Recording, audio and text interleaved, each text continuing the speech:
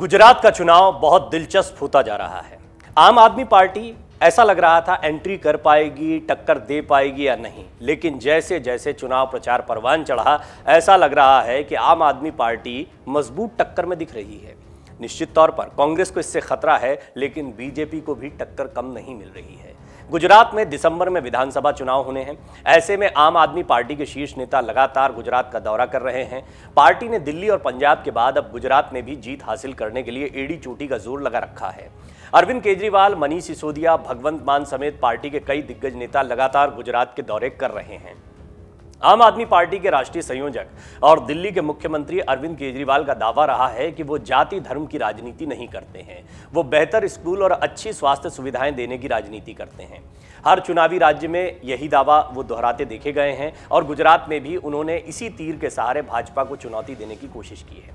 देखिए, गौर करने वाली बात यह है कि सिर्फ ये तीर ही नहीं उन्होंने चलाया है, बल्कि साथ ही साथ में पंजाब और दिल्ली की जीत के बाद में ऐसा लगता है कि उनका ये मॉडल कहीं ना कहीं लोगों को अपील करता है। सस्ती बिजली या शिक्षा व्यवस्था या फिर स्वास्थ्य की बातें, ये सारी बातें ऐसी बातें हैं जो चुनावी वादे तो दिखती हैं, लेकिन साथ ही साथ में आम आदमी पार्टी ने अपनी ज़मीन को इन्हीं मुद्दों के आधार पर मजबूत किया है। ख़ासतौर पर दिल्ली मॉडल ये कहते हुए अभी पंजाब के रास्ते गुजरात और हरियाणा में एंट्री का प्लान बनाया गया है। चुनाव से ठीक 2 महीने पहले केजरीवाल अपना थोड़ा सा रंग बदलते हुए दिखाई दिए हैं। उन्हें गुजरात में कुछ और ज़रूरत भी महसूस हो रही है, यानी बात सिर्फ इन मॉडल से नहीं चलने वाली है। गुजरात में अब वो भाजपा नेताओं से ज़्यादा जोर से जय श्री राम, जय श्री कृष्ण के नारे लगाते देखे जा रहे हैं। धार्मिक रंग की ये चुनावी पिच भाजपा के लिए ज़्यादा अनुकूल है। क्या ऐसे में वो भाजपा को मजबूत चुनौती देने में कामयाब हो पाएंगे? बड़ा सवाल है। केजरीवाल की रणनीति में ये बदलाव क्यों आया है, ये भी समझ लीजिए। दरअसल अरविंद केजरीवाल सरकार के कैबिनेट मंत्री राजेंद्र पाल गौतम ने 5 अक्टूबर को दिल्ली में आयोजित एक कार्यक्रम के दौरान हिंदू देवी देवताओं को लेकर एक आपत्तिजनक टिप्पणी कर दी थी। भाजपा ने इस मुद्दे को लपक लिया और उसने अरविंद केजरीवाल को हिंदू विरोधी करार देना शुरू कर दिया। गुजरात में हिंदुत्व का मुद्दा उत्तर प्रदेश की तरह ही चलता है। महाराष्ट्र, गुजरात, उत्तर प्रदेश, ये 3 राज्य तो आप मानकर चलिए, और इनमें उत्तराखंड या अन्य छोटे छोटे राज्यों को भी आप शामिल कर सकते हैं जहां पर यह मुद्दा जमकर चलता है। आप देखेंगे हिंदुत्व के नारे महाराष्ट्र में लगते दिखाई दे रहे हैं, चाहे राज ठाकरे हों, चाहे एकनाथ शिंदे हों, चाहे उद्धव ठाकरे हों, सब हिंदुत्व की बात करते हैं। उत्तर प्रदेश में हम सभी जानते हैं कैसे हिंदुत्व का मुद्दा काम करता है, लेकिन गुजरात भी इससे अलग नहीं है। हालांकि गुजरात की राजनीति को बहुत कम लोग समझ पाते हैं। गुजरात की राजनीति में लंबे समय से बीजेपी का दबदबा चला आ रहा है। खासतौर पर प्रधानमंत्री मोदी का चेहरा अब और मजबूत हो चुका है। उन्हीं के चेहरे पर हर चुनाव लड़ा जाता है, लिहाजा गुजरात में भी उनका ही चेहरा सबसे आगे, सबसे हावी रहेगा। बहरहाल यहाँ पर अरविंद केजरीवाल को ये महसूस हुआ कि सिर्फ दिल्ली मॉडल से बात नहीं बनने वाली है, यहाँ पर हिंदुत्व का मॉडल भी रखना होगा। गुजरात के हर गली चौराहे पर अरविंद केजरीवाल की तस्वीरें लगाकर दिल्ली की घटना का जिक्र किया जा रहा है। ये बताने की कोशिश की जा रही है कि केजरीवाल और उनके कार्यकर्ताओं का हिंदू विरोधी रुख है, यानी जो भी कुछ उनके मंत्री ने कहा उसको उनके खिलाफ गुजरात में बीजेपी इस्तेमाल कर रही है। इस मामले में विवाद बढ़ने के बाद राजेंद्र पाल गौतम ने अपने पद से इस्तीफा दे दिया। इसके बाद भाजपा के कई नेताओं ने अरविंद केजरीवाल के एक पुराने वीडियो को वायरल कराने की कोशिश की। इसमें वो दिल्ली के बाटला हाउस एनकाउंटर के बाद कथित तौर पर मुस्लिम समुदाय के आतंकियों को बचाने और हिंदू समुदाय के लोगों पर कुछ आपत्तिजनक टिप्पणी करते दिख रहे हैं। इसी क्रम में आम आदमी पार्टी की गुजरात इकाई के अध्यक्ष के एक बयान को भी बार बार उछाला जा रहा है। सोशल मीडिया में वायरल एक वीडियो में वो कथित तौर पर हिंदू महिलाओं को मंदिरों में जाने से रोकने की अपील करते हुए दिखाई पड़ रहे हैं।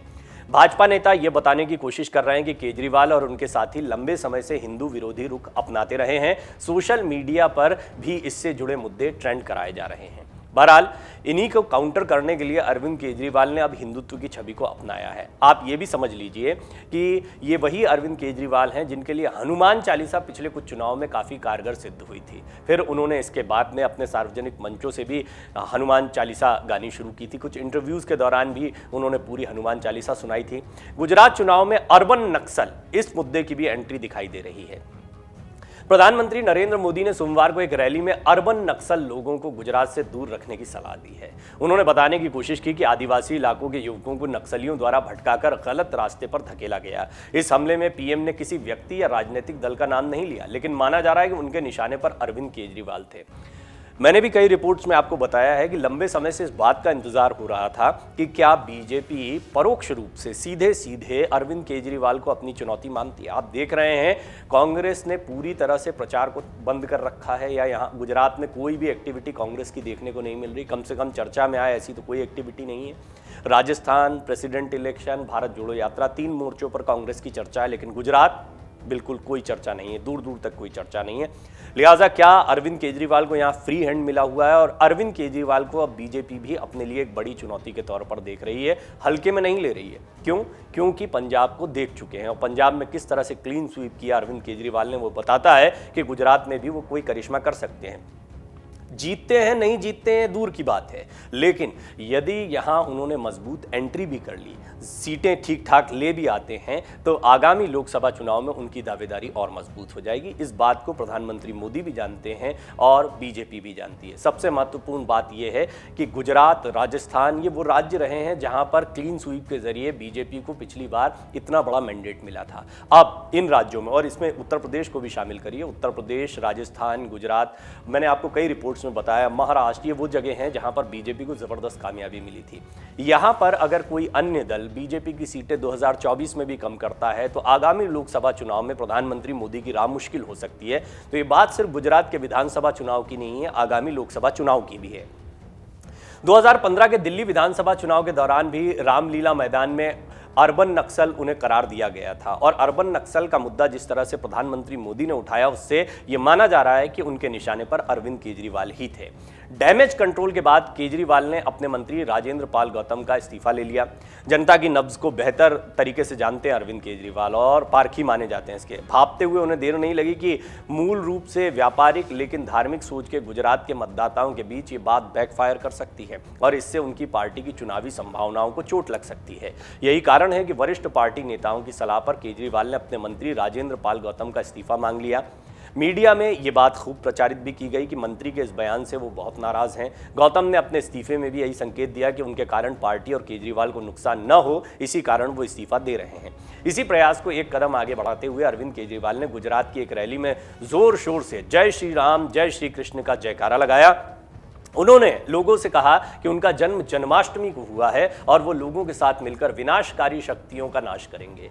इस तरह उन्होंने गुजरात की धर्मपरायण जनता को अपने साथ जोड़ने की कोशिश की, पर क्या उनकी ये कोशिश गौतम के द्वारा किए गए नुकसान की भरपाई कर पाएगी, एक सवाल है। और कई वरिष्ठ राजनीतिक विश्लेषकों का कहना है कि भाजपा की लाख कोशिशों के बावजूद वो अब तक अरविंद केजरीवाल को एंटी हिंदू करार नहीं दे पाए हैं। भाजपा ने इसके पहले भी उन्हें एंटी हनुमान के रूप में स्थापित करने की कोशिश की, लेकिन आम आदमी पार्टी कार्यकर्ताओं ने दिल्ली में जगह जगह सुंदरकांड का पाठ किया और आपको याद होगा कि किस तरह से हनुमान चालीसा का पाठ खुद अरविंद केजरीवाल करते दिखाई दिए थे। और भाजपा का ये जो प्रयास था, इसकी हवा निकल गई थी। केजरीवाल सरकार के द्वारा होली दिवाली को बेहतर ढंग से मनाना और इसका मीडिया में खूब प्रचार करना, हिंदू श्रद्धालुओं को अयोध्या और अन्य धार्मिक स्थलों की यात्रा कराने जैसे उनके कार्यों ने भी उन्हें कभी एंटी हिंदू के रूप में स्थापित नहीं होने दिया।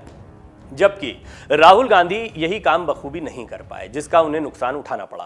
विश्लेषकों का कहना है कि गुजरात के मामले में केजरीवाल बैकफुट पर दिखाई पड़ रहे हैं। राजेंद्र पाल गौतम से इस्तीफा लेना भी यही साबित करता है कि उन्हें नुकसान का अंदाजा है। वो ये मान रहे हैं कि इससे नुकसान हो सकता है। गुजरात की धार्मिक जनता के बीच भाजपा यदि उन्हें हिंदू विरोधी के रूप में प्रचारित करने में सफल रहती तो इससे केजरीवाल की उम्मीदों को बड़ा झटका लग सकता है। हिंदू धार्मिक भावनाओं का खेल भाजपा की कोर चुनावी पिच है।